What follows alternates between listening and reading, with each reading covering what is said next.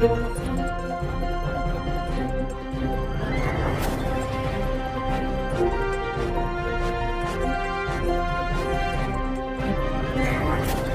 જોઈ રહ્યા છો પ્રજાના પ્રશ્નોને વાચા આપતું મિસ્ટર ગુજરાત ન્યૂઝ। નમસ્કાર। ધોરાજી તોરણિયા ભિયાડ રાજમાર્ગ પરથી તંત્રએ બુલડોઝર ફેરવી ગેરકાયદેસર દબાણો હટાવ્યા। રાજકોટ જિલ્લાના ધોરાજી તાલુકામાંથી એક મોટા સમાચાર સામે આવી રહ્યા છે।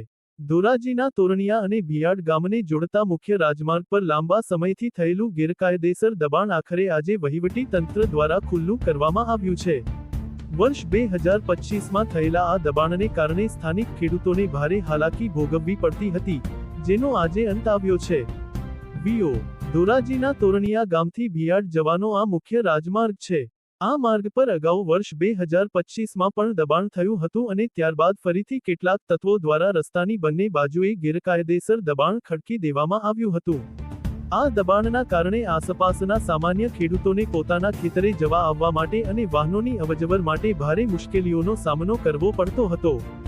સ્થાનિકો દ્વારા આ બાબતે વહીવટી તંત્રને અનેક વખત રજૂઆતો કરવામાં આવી હોવા છતાં લાંબા સમય સુધી આ દબાણો દૂર થતા નહોતા। આખરે તોરણિયા અને ભિયાડ રાજમાર્ગના અસરગ્રસ્ત એવા 13 જેટલા ખેડૂતોએ આ મામલે તાલુકા સ્વાગત ઓનલાઈન કાર્યક્રમમાં ન્યાયની ગુહાર લગાવી હતી। ખેડૂતોની આ રજૂઆત રંગ લાવી છે અને આજે ધોરાજી વહીવટી તંત્ર એક્શન મોડમાં જોવા મળ્યું હતું। ધોરાજી મામલતદાર તંત્ર, પોલીસ કાફલો, પીજીવીસીએલ ની ટીમ અને અન્ય જવાબદાર વિભાગના અધિકારીઓને સાથે રાખીને આ માર્ગ પર બાબાનું બુલડોઝર ફેરવી દેવામાં આવ્યું હતું અને તમામ ગેરકાયદેસર દબાણોને જમીનદોસ્ત કરી રસ્તો ખુલ્લો કરાયો હતો। લાંબા સમયની હેરાનગતિ બાદ રસ્તો ખુલ્લો થતાં પીડિત ખેડૂતોએ રાહતનો શ્વાસ લીધો છે અને તંત્રની આ સરાહનીય કામગીરીને બિરદાવી અધિકારીઓનો આભાર માન્યો હતો। સાથે જ ખેડૂતોએ અપીલ કરી છે કે ભવિષ્યમાં ફરી કોઈ આ જાહેર માર્ગ પર ગેરકાયદેસર દબાણ ન કરે તેની તકેદારી રાખવામાં આવે। બાઇટ કરણભાઈ આસોડિયા, ખેડૂત, તોરણિયા। મહેશભાઈ વાંક, ખેડૂત, તોરણિયા। એચ.ડી. બારોટ, મામલતદાર, ધોરાજી।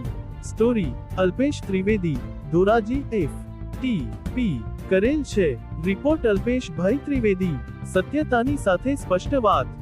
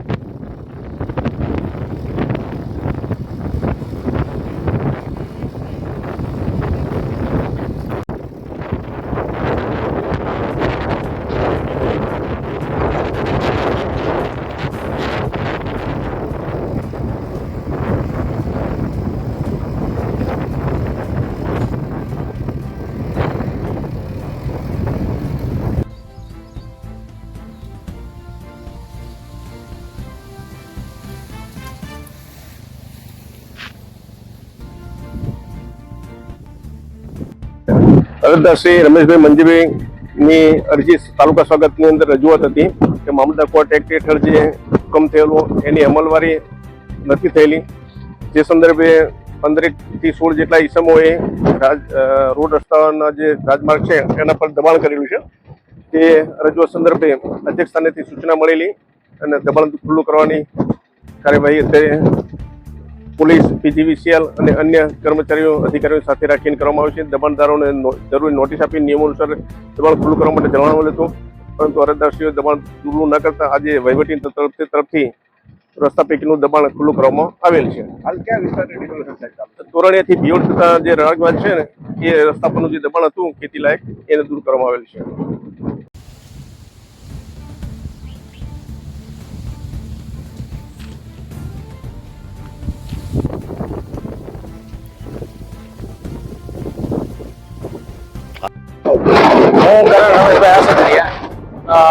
અમે 13 અરજદારો થઈને અમે 2025માં જે ડિમોલેશન થયેલું હતું તેના ઉપર ફરીથી દબાણ કરેનારો દબાણદારો ઉપર ફરીથી અમે અરજી કરી વહીવટી તંત્રને જાણ કરેલ હતી અને અમારો પ્રશ્ન તાલુકા પંચાયતમાં અમે મૂકેલો હતો, જેના અંતર્ગત અત્યારે તોરણિયાથી બિહાર જતા રાજમાર્ગ ઉપર ફરીથી ડિમોલેશન તંત્ર દ્વારા કરવામાં આવેલ છે અને તેથી અમે એવું લાગે કે તંત્ર દ્વારા ફરીથી ડિમોલેશન કરવામાં આવેલ છે અને અત્યારે ડિમોલેશનની કામગીરી ચાલુ છે.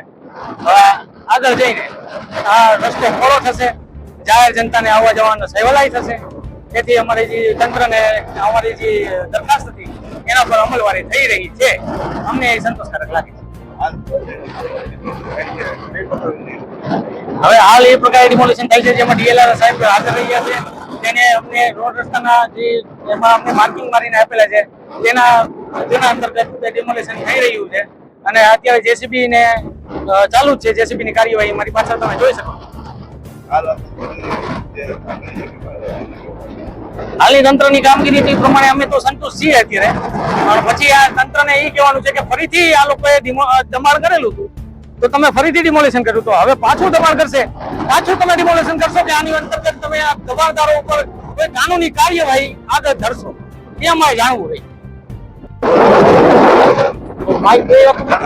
મારું નામ મહેશ વાઘ, ગામ તોરણિયા.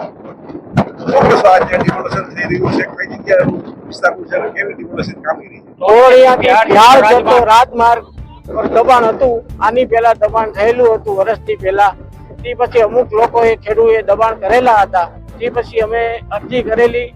એ અરજીના સંદર્ભે સાહેબે પાછું ડિમોલેશન કરેલું છે. અત્યારે હાલ એ ડિમોલેશન નું કામ સારું છે. સાહેબ તંત્રનો ખૂબ આભાર કહેવાય. બીજી વખત ધ્યાનને ડિમોલેશન કરી નાખ્યું છે, બીજી વખત ન થાય એ સારી વાત કહેવાય.